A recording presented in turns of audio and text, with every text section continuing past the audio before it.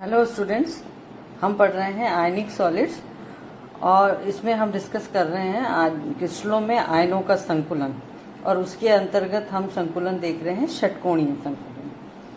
षटकोणीय संकुलन जिस प्रकार यहाँ पे दिखाया गया है, इस संकुल में प्रत्येक गोला अपनी ही सतह के 6 गोलों द्वारा षटकोणीय रूप से घिरा रहता है।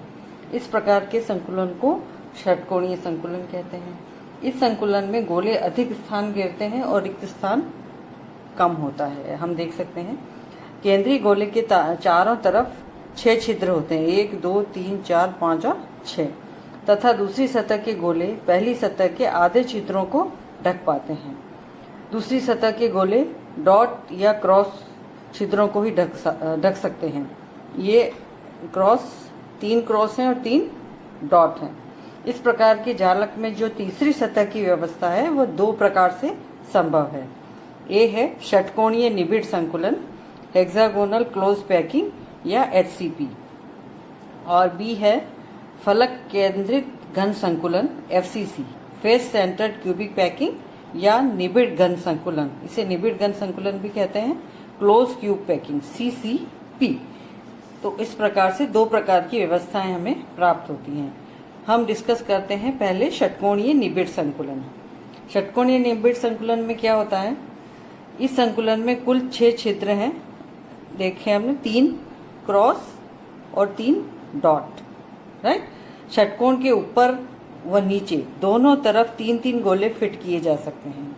यदि षटकोण के नीचे स्थित 3 गोले तथा षटकोण के ऊपर स्थित 3 गोले समान छिद्रों पर हों, समान छिद्र यानी X छिद्र, मान लीजिए अपन 3 X छिद्र हमने सेलेक्ट कर लिए, X X X, तो ऊपर के गोले 3 X के ऊपर हैं और नीचे की सतह में भी 3 गोले जो होंगे वो X छिद्रों पर होंगे।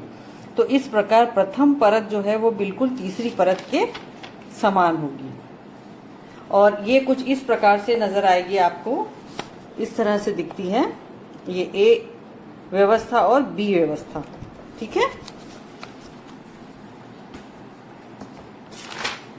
इस प्रकार की व्यवस्था में गोले की केवल 2 प्रकार की सतह होती हैं।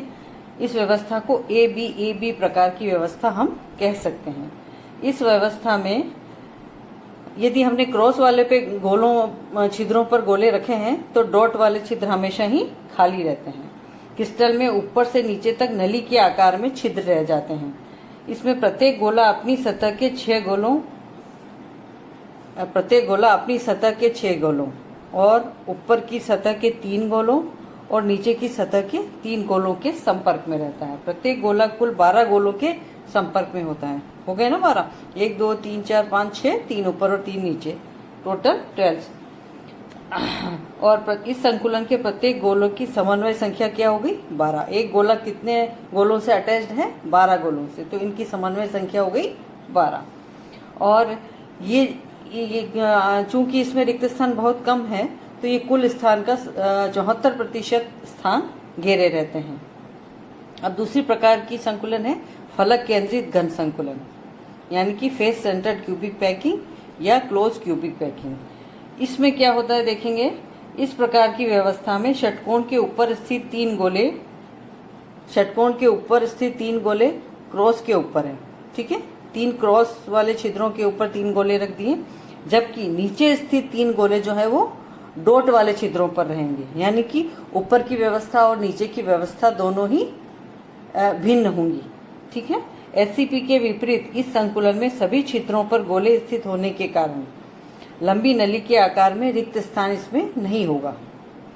इस व्यवस्था को ABC प्रकार की व्यवस्था कहते हैं और ये व्यवस्था आपको कुछ इस प्रकार से नजर आएगी, A, B और C, ठीक है। पहला गोला इस तरफ है और C सतह में पहला गोला दूसरी तरफ है, तो दोनों अलग अलग छिद्रों पर स्थित हैं गोले। क्रिस्टल में ऊपर से नीचे तक नली के आकार में छिद्र इसमें नहीं रह पाते हैं। इस व्यवस्था को हम ABC प्रकार की व्यवस्था कह सकते हैं और इसमें क्रिस्टल का 74% आयतन घेरा जाता है और इसकी भी समन्वय संख्या 12 है। इस प्रकार की संरचना में घन के प्रत्येक फलक के केंद्र पर एक गोला स्थित है अतः इसे फलक केंद्रित घन संकुलन इसलिए कहा जाता है। अब हम देखते हैं सामान्य क्रिस्टल संरचनाएं किस किस प्रकार की होती हैं। क्रिस्टलीय ठोस के त्रिविम में आयनों की नियमित व्यवस्था को जालक कहते हैं। ये है जालक की परिभाषा हो गई। क्रिस्टलीय ठोस की छोटी से छोटी इकाई को एकांक कोष्ठिका कहते हैं, जिसको यूनिट सेल कह सकते हैं। कई एकांक कोष्ठिकाएं मिलकर क्रिस्टल जालक का निर्माण करते हैं। धनायनों व ऋणायनों की आपेक्षिक संख्या के आधार पर आयनिक यौगिकों को हम निम्न समूह में विभाजित किया जा सकता है। तो पहले समूह है ए बी प्रकार की आयनिक संरचना। ए बी प्रकार की आयनिक संरचना, ए बी प्रकार की संरचना में क्या होता है कि धनायन और ऋणायन की जो अनुपात है वो 1:1 होता है। पॉजिटिव और नेगेटिव आयंस का जो रेशो है वो 1:1 होता है। और धनायन और ऋणायन की संख्या तथा संयोजकता समान होती है। समन्वय संख्या भी समान होती है। और इसके उदाहरण के तौर पर हम ले सकते हैं ZnS है, NaCl है, सीजियम क्लोराइड है, एक्सेट्रा। समन्वय संख्या के आधार पर AB प्रकार के यौगिकों को हम निम्न 3 सामान्य संरचनाओं में विभक्त करते हैं। A टाइप है NaCl टाइप। इसमें आपका कोऑर्डिनेशन नंबर जो होता है, कोऑर्डिनेशन नंबर 6:6, क्योंकि RR का जो मान होता है वो होगा इसमें 0.414 से लेके 0.732, है ना। तो इससे आप RR का मान इसलिए निकाला जा सकता है डिवाइडेड बाय RCl माइनस 0.95 1.81। ये आपका अप्रोक्सीमेटली कम्स अबाउट 5.5 to 4। त्रिज्या अनुपात का जो मान है वो 0.414 से 0.732 के बीच में आता है। और समन्वय संख्या 6 है। यदि समन्वय संख्या 6 है तो ज्यामिति क्या होगी हमारी? अष्टफलकीय ज्यामिति होगी।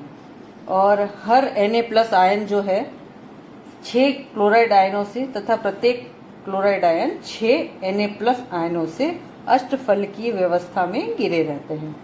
इस संरचना में क्लोराइड आयन एक फलक केंद्रित घन संरचना बनाते हैं। ऐसी एक एकांक कोष्ठिका 14 क्लोराइड आयनों द्वारा बनी होती है, जिसमें से 8 क्लोराइड आयन घन के कोनों पर तथा शेष 6 ऋणायन जो हैं घन के फलकों के केंद्र पर स्थित होते हैं। इस संकुलन को निबिड़ घन संकुलन भी कहते हैं। इस प्रकार क्लोराइड आयनों द्वारा निर्मित अष्टफलकीय छिद्रों में सोडियम आयन समाहित हो जाते हैं।